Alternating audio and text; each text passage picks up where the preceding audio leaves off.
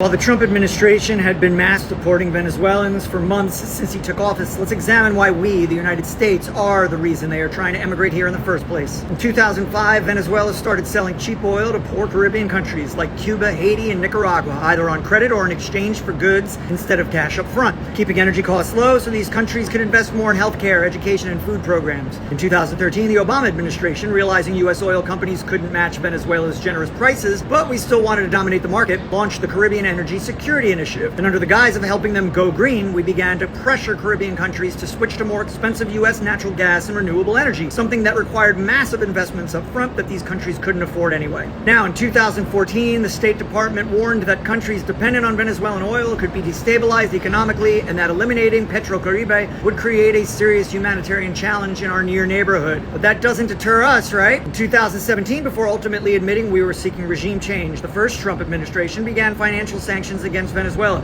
preventing them from accessing U.S. banking and borrowing money, making it illegal for companies worldwide to buy their oil if those companies wanted to do business with the U.S. And since oil was what Venezuela's economy was mostly based on, 90% of their government revenue dried up almost overnight. We also blocked food and medicine imports, seized Citgo, a U.S.-based oil company owned by Venezuela, and froze $24 billion in their government's assets in U.S. banks. So now, since Venezuela couldn't afford to keep subsidizing oil to Cuba, Haiti, and Nicaragua, those countries had to cut social programs, leading to massive protests and emigration. 7 million people from Venezuela alone fled. 40,000 died from the medicine blockade. And until the Supreme Court stopped it, until a few months ago, we were deporting Venezuelans without trials, paying El Salvador to imprison them. To sum up, we destroyed a program keeping millions fed and housed because it threatened our profits. We knew there would be a refugee crisis, and as soon as that happened, we blamed them and used the crisis to win elections. While this follows the same playbook we used in Guatemala, El Salvador, and Nicaragua, where governments were achieving progress by using their own resources for their people, and then we destroyed them and blamed the chaos on socialism, Venezuela has had internal problems. U.S. sanctions have made everything much worse, cutting off Venezuela's ability to recover, causing people to die from lack of medicine, and forcing millions to flee here.